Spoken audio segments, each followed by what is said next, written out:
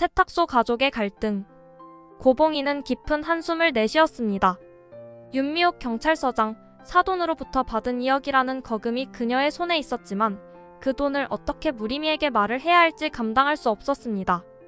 윤미옥은 봉이에게 그 돈을 무림이와 수지의 결혼 준비에 써도 좋다고 말했지만 그녀는 마음 한구석에서 그 돈을 다림이 수술비에 보태고 싶다는 욕망으로 가득 차 있었습니다.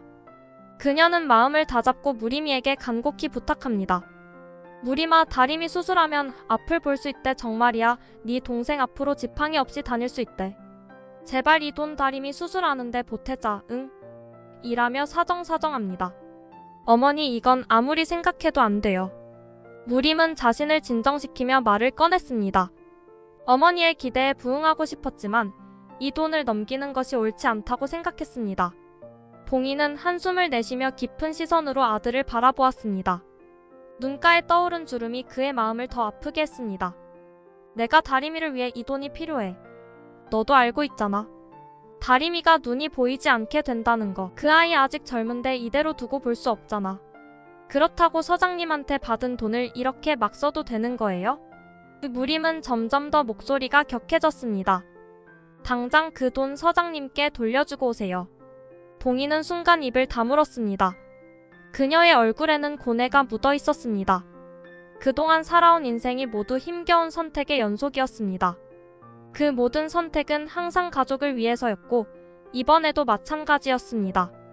봉이는 눈앞에 놓인 현실에서 탈출구를 찾고 있었지만 무림은 그 현실을 정면으로 마주하고 싶지 않았습니다. 돌려줘?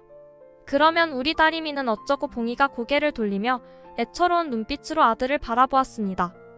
네 동생을 위해서라는데 한 번만 눈 감아줘 제발. 무림은 더 이상 말을 이어갈 수 없었습니다. 이 대화가 끝이 나지 않을 것 같았습니다. 그 돈 쓰기만 해봐요. 나 가만 안 있습니다. 라며 무림은 방에서 나가버립니다. 봉이는 움찔했지만 여전히 굳은 표정으로 자리에서 움직이지 않았습니다. 이 장면을 거실에서 보고 있던 이차림은 그동안 쌓여왔던 감정이 폭발했습니다. 무림과 어머니 사이의 갈등은 하루 이틀 일이 아니었고 차림 역시 그 갈등에서 자유롭지 않았습니다. 그러나 이번에는 다림의 문제까지 얽혀 있었기에 차림도 더 이상 침묵할 수 없었습니다. 돈 없으면 포기할 줄도 알아야지. 차림은 무심한 목소리로 말하며 봉이에게 다가갔습니다. 어머니가 늘 그래왔듯 이번에도 돈 때문에 자식들을 궁지로 몰아넣는 것처럼 보였습니다. 봉이는 차림의 말에 화가 치밀어 올랐습니다. 그녀는 곧바로 일어나 딸을 마주했습니다. 너 같은 애가 뭘 안다고. 내 동생 마지막 기회라고. 그녀의 손이 반사적으로 차림의 뺨을 세게 내리쳤다. 차림은 눈을 크게 뜨며 당황했습니다. 어머니에게 맞은 기억은 없었기에 이 충격은 더욱 컸습니다. 하지만 봉이의 얼굴에는 고통과 분노가 뒤섞여 있었고 그 감정이 딸에게 쏟아진 것이었습니다. 엄마. 차림은 고개를 숙이고 눈물을 참으며 입을 다물었습니다. 방 안의 공기가 무겁게 가라앉았습니다. 봉이는 울부짖으며 자신의 고통을 내뱉었지만 그 순간 차림도 어머니의 무거운 짐을 조금은 이해할 수 있었습니다. 그러나 그들이 이 갈등 속에서 힘겹게 버티고 있던 바로 그때 세탁소 문이 쾅 하고 열리며 이미연이 안으로 들어섰습니다. 이미연은 격한 감정을 억누르지 못한 채 손에 들린 가방을 휘저으며 화난 표정으로 소리쳤습니다. 네 엄마 어디 있어?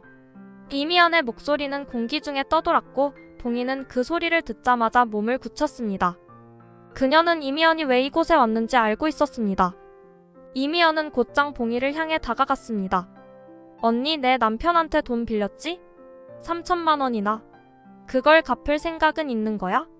그 말을 들은 차림은 어머니를 바라보며 충격에 휩싸였습니다. 이다림도 그때 막 세탁소로 들어오다가 그 장면을 목격했습니다.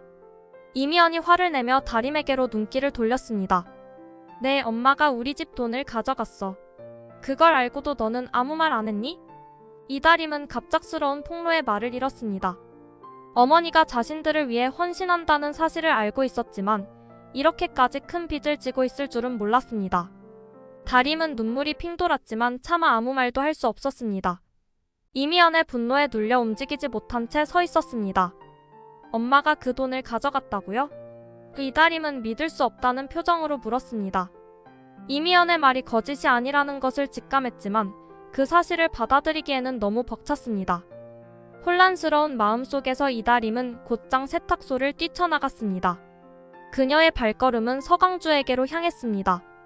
그녀는 그날 밤 서강주에게 달려가 품에 안기며 감정을 쏟아냈습니다.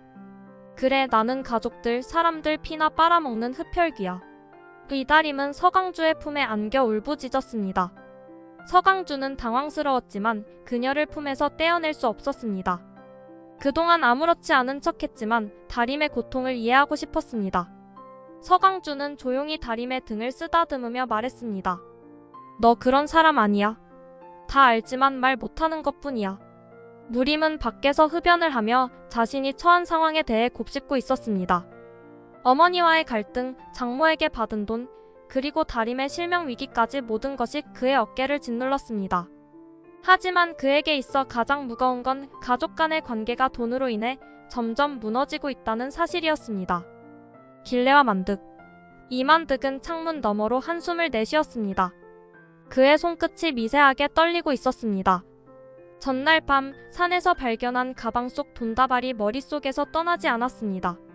그 돈을 다시 찾으러 가야 한다는 생각이 그의 심장을 뛰게 만들었지만 그와 동시에 두려움이 밀려왔습니다. 이복의 할멈. 우리가 정말 그 돈을 가져도 되는 걸까?